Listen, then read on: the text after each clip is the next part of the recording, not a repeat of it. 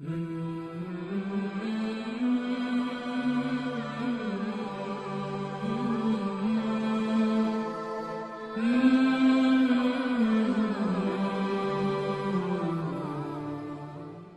الله الرحمن الرحيم.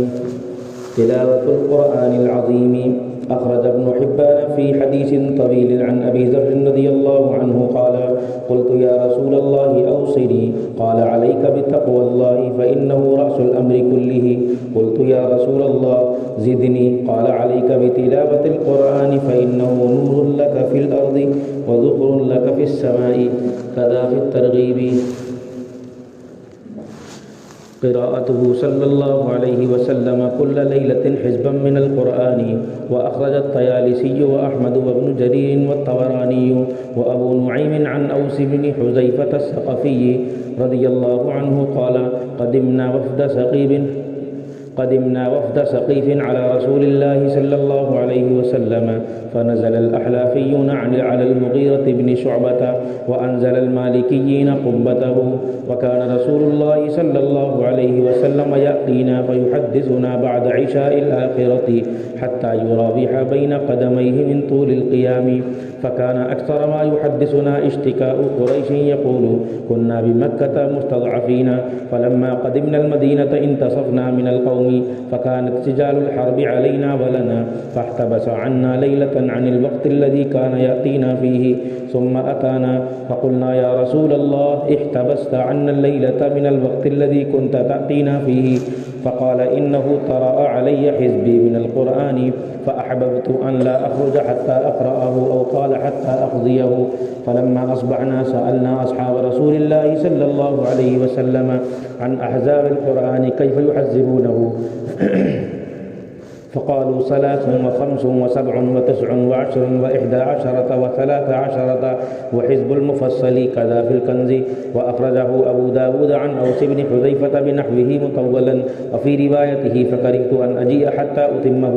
وأخرج ابن أبي داود في المصاحف عن المغيرة بن شعبة رضي الله عنه قال: استأذن رجل على رسول الله صلى الله عليه وسلم وهو بين مكة والمدينة، وقال: قد فاتني الليلة حزبي من القرآن وإني لا أوثر عليه شيئا. رغبة عمر بتلاوة القرآن وطلبه من أبي موسى رضي الله عنه القراءة واستماعه لها. وأخرج أبو نعيم في الحلية عن أبي سلمة رضي الله عنه قال: كان عمر بن الخطاب رضي الله عنه يقول لأبي موسى رضي الله عنه: ذكرنا ربنا عز وجل فيقرأ. وأخرجه ابن سعد عن أبي سلمة نحوه. وعن حبيب بن أبي مرزوق قال: بلغنا أن عمر بن الخطاب رضي الله عنه ربما قال لأبي موسى الأشعري: ذكرنا ربنا، فقرأ عليه أبو موسى، وكان حسن الصوت بالقرآن. وعن أبي نضرة قال عمر لأبي موسى: شوقنا إلى ربنا، فقرأ فقالوا: الصلاة، فقال عمر: أولسنا في صلاة. وأخرج ابن أبي داود عن ابن عباس رضي الله عنهما قال: كان عمر بن الخطاب رضي الله عنه إذا دخل البيت نشر المصحف فقرأ فيه. كذا في الكنز. قرآن اللہ تعالیٰ سے نکلی ہوئی کتاب ہے. قرآن اللہ کی صفت ہے. قرآن اللہ کی ذات کی طرح قدیم ہے. جیسے اللہ کی ابتدا نہیں اور اس کی کوئی انتہا نہیں، ایسے ہی قرآن ہے کہ اس کے لیے بھی کوئی ابتدا نہیں اور اس کے لیے کوئی انتہا نہیں. قرآن ایک ایسی کتاب ہے جس کے بارے میں رسول اللہ صلی اللہ علیہ وسلم نے فرمایا کہ اللہ کا بندہ اللہ کا جتنا قرب اس سے نکلی ہوئی چیز یعنی کہ کلام اللہ سے حاصل کر سکتا ہے اتنا کسی اور چیز سے حاصل نہیں کر سکتا. قرآن پڑھنے والا گویا اللہ سے باتیں کر رہا ہوتا ہے. قرآن پڑھنے والا مستقل برکتوں کا مستحق ہے. قرآن سننے والا بھی ہے لیکن قرآن پڑھنے والے کے مقام کو سننے والا نہیں پہنچ سکتا. قرآن کریم الماریوں کی زینت بنانے کے لیے نہیں آیا. قرآن کریم ٹکڑوں میں لکھوا کر دروازوں پر ٹانگنے کے لیے نہیں آیا. قرآن کریم کے عملیات کی شکل میں تعویذ بنوا کر دکانوں پر لٹکانے کے لیے نہیں آیا. اگر زندگی میں قرآن نہیں ہے، قرآن پر عمل نہیں ہے، قرآن کی تلاوت نہیں ہے، تو پورا قرآن بھی رکھا ہوا ہے تو برکت نہیں ہے۔ برکت قرآن کی تلاوت سب سے بڑا ذریعہ ہے۔ جس ذات پر قرآن اترا ہے ان کا قرآن کا شوق اور جن کا تعلق اللہ سے تمام انبیاء کے مقابلے میں بھی سب سے بلند تر ہے اللہ سے۔ یہ رسول اللہ صلی اللہ علیہ وسلم نے خود فرمایا کہ میں بنی آدم کا سردار ہوں اور بنی آدم میں انبیاء بھی آتے ہیں۔ تو قرآن وہ کتاب ہے، اس کی تلاوت کا اہتمام اللہ کو ہر عمل سے زیادہ قرب نصیب کرے گا۔ اور یوں فرمائے جو تلاوت میں لگا رہتا ہے اس کو مانگنے والوں سے زیادہ اللہ عطا کرتا ہے، مانگنے والوں سے زیادہ عطا کرتا ہے۔ رسول اللہ صلی اللہ علیہ وسلم کا اہتمام آپ حدیث میں سنیں گے۔ اللہ کے نبی علیہ الصلاۃ والسلام، میں ترجمہ کرتا چلتا ہوں ساتھ ساتھ۔ رسول اللہ صلی اللہ علیہ وسلم تلاوت کرتے ہیں، تلاوت کا اہتمام کرتے ہیں۔ صحابی فرماتے ہیں کہ ہمارا قبیلہ ثقیف کا وفد رسول اللہ کی خدمت میں حاضر ہوا تو احلافی لوگ، یعنی ثقیف کے ایک برادری احلافی لوگ حضرت مغیرہ کے پاس مقیم ہوئے اور مالکیوں کو حضور اکرم صلی اللہ علیہ وسلم نے اپنے خیمے میں ٹھہرایا، اور فرماتے ہیں کہ رسول اللہ صلی اللہ علیہ وسلم ہم سے باتیں کرنے کے لیے ہمارے پاس آنے کا بار بار اہتمام فرماتے تھے۔ یعنی جب تک یہ وفد دین سیکھنے کے لیے حضور کی خدمت میں رہا تو یہ اس وفد کے پاس حضور بار بار تشریف لاتے۔ یہاں ایک بات اور ملتی ہے کہ قوم کے بڑے کو، کہ جس کے بار بار آنے سے چھوٹوں کو اگر دین سے متعلق وہ کام کر رہے ہیں تو ان کا شوق بڑھے، ان کا جذبہ ابھرے اور ان کے اندر جذبات تازہ ہوتے رہیں، تو بڑوں کو جن پر ان چھوٹوں کا اعتماد ہے ان بڑوں کو ان کے پاس بار بار آتے جاتے رہنا چاہیے۔ کہ رسول اللہ صلی اللہ علیہ وسلم اہتمام فرما رہے ہیں۔ تو آپ کا آنا بار بار ہوتا تھا اور ہم سے اتنی دیر تک باتیں کرتے تھے کہ آپ تھک جاتے تھے، اور تھکن کی وجہ سے آپ کبھی ایک پیر پر کھڑے ہوتے، کبھی دوسرے پیر پر کھڑے ہوتے۔ اتنا اہتمام فرماتے تھے ہم سے باتیں کرنے کا۔ جب ایک دفعہ ایسا ہوا کہ جس وقت حضور تشریف لاتے تھے اس سے تاخیر ہو گئی، آپ دیر سے آئے، جو باتیں آپ نے کرنی تھی ہم نے عرض کیا یا رسول اللہ آپ جس وقت میں آتے تھے آپ نے آنے میں اس وقت سے تاخیر کر دی، کیا وجہ ہے؟ آپ نے فرمایا کہ دن بھر کے کاموں کی مشغولی کی وجہ سے میں روزانہ کا جو میں نے حصہ تلاوت کے لیے متعین کر رکھا ہے اس کو میں تلاوت نہیں کر سکا تھا، اس لیے میں نے یہ مناسب نہیں سمجھا کہ اپنے اس جز کو، اپنے اس حزب کو، اس حصے کو مکمل کیے بغیر تمہارے پاس آ جاؤ۔ پھر اس سے اگلی روایت میں ہے اللہ کے نبی علیہ الصلوۃ والسلام نے فرمایا کہ مجھے یہ پسند نہیں کہ میں اس پر کسی اور چیز کو اہمیت دوں۔ اس سے کیا پتہ چلتا ہے؟ اس سے یہ پتہ چلتا ہے، اور میں بار بار کہا کرتا ہوں کہ ہم اپنے وقت کی حفاظت کریں، ہم اپنی تلاوت کا وقت متعین کریں کہ ہم آدھا گھنٹہ تلاوت کریں گے یا پونا گھنٹہ تلاوت کریں گے یا 1 گھنٹہ تلاوت کریں گے یا 15 منٹ تلاوت کریں گے، یا تو آپ وقت طے کریں یا جز طے کریں کہ ہم آدھا پارہ تلاوت کریں گے، 1 پارہ تلاوت کریں گے، اور وہ جز جو چیز معمول میں آپ نے طے کی ہے وہ معمول آپ کا قیامت آ جائے، دنیا ادھر سے ادھر ہو جائے تو معمول آپ کا نہ چھوٹے، اس پر ہی فضیلت ہے، اس پر ہی اجر ہے، مواظبت پر ہی اللہ کے وعدے ہیں۔ حضرت عائشہ رضی اللہ عنہا سے کسی نے پوچھا تھا رسول اللہ صلی اللہ علیہ وسلم کو سب سے محبوب عمل کون سا تھا، تو انہوں نے فرمایا کہ جس عمل پر پابندی کی جائے، اور پابندی کے بغیر عمل میں جان نہیں پڑتی۔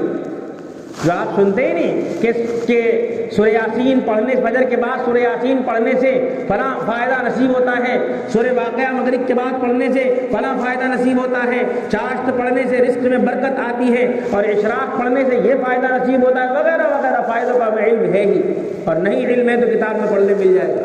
یہ تمام فائدے ہمارے سامنے ہیں، لیکن یہ فائدے کسی ایک دن یا کبھی کبھی پڑھنے والے کو نہیں ملتے۔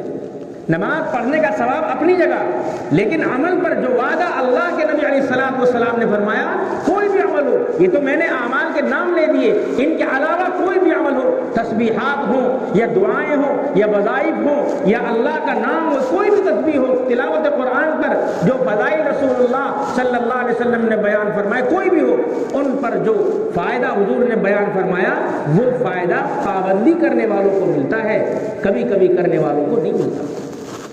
یہی تشریح کی ہے علماء نے، کبھی کبھی کرنے والوں کو نہیں ملتا۔ اس لیے اس حدیث کی روشنی میں آپ سے گزارش کرتا ہوں کہ ہم اس بات کی کوشش کریں کہ ہم روزانہ اپنے معمول میں تلاوت کو، اپنے معمول میں تسبیحات کو، اور جن اعمال کی اپنی روزمرہ کی ضرورتوں کے ساتھ ہم پابندی کر سکتے ہیں ان اعمال کو ہم اپنے عمل میں داخل کریں۔ زیادہ دعائیں نہیں کہ یہ بھی شامل کر لیا، یہ تسبیح بھی داخل کر لی، یہ تسبیح بھی کہ بھئی اس کا بھی معمول کروں گا، اور یہ بھی اور یہ بھی اور یہ بھی، اور پھر 4 دن کیا اور پھر کرو، کیونکہ زیادہ معمولات طے کرنے والے لوگ تھوڑے معمولات پر بھی نہیں جم پاتے۔ یا تو آدمی کو فرصت ہی فرصت ہو، صبح سے شام تک اسے صرف مسجد کا گھوٹا بنا رہنا ہے، اسے کہیں نہیں جانا، اسے گھر میں رہنا ہے، صرف اللہ اللہ کا کام ہے، کام بیٹے سنبھالتے ہیں اور گھر والے سب دیکھتے ہیں، مجھے کوئی کام نہیں ہے، تب تو بات الگ ہے، تب تو جتنے چاہو اذکار کا اضافہ کر لو۔ لیکن اپنے معمولات میں تلاوت کو اتنا کرو اتنے کی پابندی کر سکو، تسبیحات وہ شامل کرو جس کی پابندی کر سکو، اور جب ہم پابندی کریں گے، ابھی تک بھی آپ تسبیحات پڑھتے آ رہے ہوں گے، معمولات اختیار کرتے آ رہے ہوں گے، لیکن اس پر خاطر خواہ فائدہ ہمیں محسوس نہیں ہو رہا۔ یہ محسوس کیوں نہیں ہو رہا؟ کیونکہ ان چیزوں پر پابندی نہیں۔ اور ان معمولات میں سب سے بہتر چیز، سب سے افضل چیز اور سب سے بلند مقام والی اور بلند مقام دلانے والی چیز وہ تلاوت کلام اللہ ہے۔ رسول اللہ صلی اللہ علیہ وسلم فرماتے ہیں، حضرت ابو ذر رضی اللہ عنہ فرماتے ہیں، ایک لمبی حدیث ہے، اس کا ایک ٹکڑا ہے۔ حضرت ابو ذر رضی اللہ عنہ نے حضور اکرم صلی اللہ علیہ وسلم سے کئی سوال کیے ہیں، اس میں پھر آپ نے اس میں جواب دیا۔ حضرت ابو ذر نے پوچھا، یا رسول اللہ اوصنی، عرض کیا اوصنی، مجھے وصیت کر دیجئے، مجھے نصیحت کر دیجئے۔ آپ نے فرمایا علیک بتقوی اللہ، اللہ کے تقوی کو لازم پکڑو، اللہ سے ڈرنے کو لازم پکڑو۔ اللہ تقوی کیا ہے؟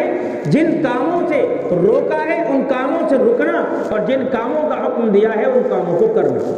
فَإِنَّهُ رَأْسُ الْأَمْرِ كُلِّهِ، یہ تمام اعمال کی جان ہے، یہ تمام اعمال کی جڑ ہے۔ تقوی ہی ہے جو انسان کو خیر پر ابھارتا ہے، اور تقوی ہی ہے جو انسان کو بد سے بچاتا ہے۔ تقوی فرماتے ہیں تمام اعمال کی جان ہے۔ میں نے عرض کیا ہے رسول اللہ اور کچھ نصیحت کیجئے۔ آپ نے فرمایا علیک بتلاوت القرآن، تلاوت قرآن کا اہتمام کرو۔ علیک کا لفظ عربی زبان میں لازم کرنے کے لیے آتا ہے، اپنے اوپر تلاوت قرآن کو لازم کر لو، اسے ضروری قرار دے دو، اپنی زندگی کا جز بنا دو۔ جیسے غذا کے بغیر تمہیں چارہ نہیں، ایسے ہی تلاوت کے بغیر تمہیں چارہ نہیں ہونا چاہیے۔